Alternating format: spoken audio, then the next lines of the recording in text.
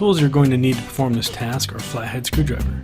First, unlock the sash and crank it out, after which focus on these 3 points. With your flathead screwdriver, you're going to remove the operator arms and the wash arm from those 3 points.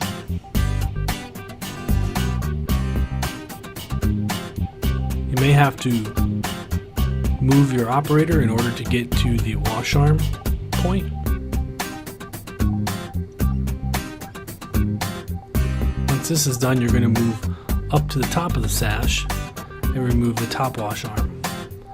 This entire time you want to make sure that you have a hand on the sash so that it doesn't fall out of the frame. Once you remove the wash arm, you can remove the top and you can remove the bottom, and your sash is now removed from there.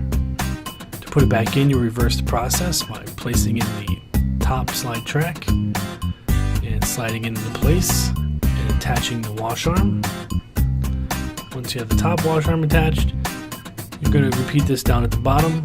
Slide the black tab into the track and connect it with your wash arm.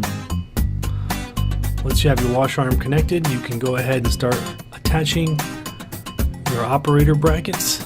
So first the stud bracket, which is going to be your smaller arm, and secondly your slide track bracket. In some cases you won't have the secondary arm.